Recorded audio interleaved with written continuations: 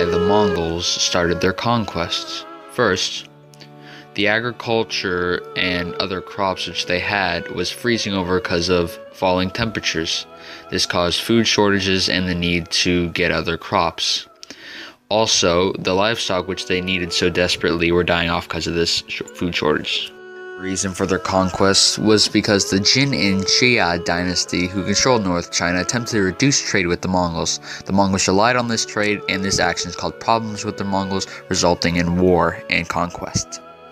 Proposed reason for the Mongol conquest is that it was believed that Genghis Khan was told by Mongol gods that he must bring the world under one single ruler. This is what led to his conquests. Khan managed his great empire by when a new tribe joined him, he spread out the tribe's members across the different units he controlled. Khan did this because he needed people to have loyalty towards him and not their own tribe's rulers. He believed people would have a feeling of identity to the tribe and not Mongolia.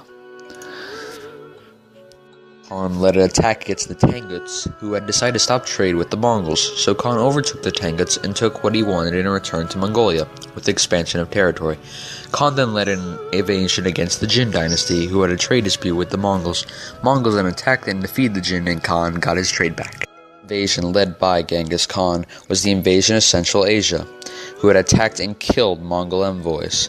It took several years to conquer, but when he did conquer it, he left some of his troops to occupy the land he had won. Thus was the beginning of the Mongol Empire. Map. Organized his army into principles of 10. He would have a strong personal relationship with the head of a unit of 10,000. This loyalty would allow Khan to rise in power and maintain authority over his whole army. Also used feigned withdrawal, which is when deep in battle his troops would withdraw, pretending to have been defeated. As the enemy forces pursued the troops that seemed to be fleeing, they would quickly realize that they had fallen into a trap, as the whole detachment of cavalry would overwhelm them. After his death, the Mongols moved from Central Asia into Russia in the 1230s and absorbed much of Russia's territory. They also occupied Georgia and Armenia, and by 1234 they had completely destroyed the Jin dynasty of northern China, occupied all of China north of the Yangtze River, and moved into parts of western Asia, particularly the eastern sections of Persia. When they defeated other people, they added their loyal members to their military forces, so they could spread their beliefs and influence to the lands they conquered. Also during this time, the rest of Asia was declining. Russia, Central Asia, and China were all divided. This allowed a new power like the Mongols to easily control vast territory by conquering little city-states one by one. There were a few reasons for the fall of the Mongols, one of which was after Ogedai died, the Great Khan, the Mongols needed to choose a new ruler, but they were unsuccessful in their efforts to make a decision. True obvious heir to the throne, there was disputes over who should be the new ruler. This led to conflicts. The reason is that the basic unit of organizing tribes was difficult to maintain loyalty towards the empire. This led to fragmentation and division. Also, as the Mongols expanded into civilized territory, there was a push for adopting civilized ideas, but the Mongol elites wanted to maintain nomadic beliefs.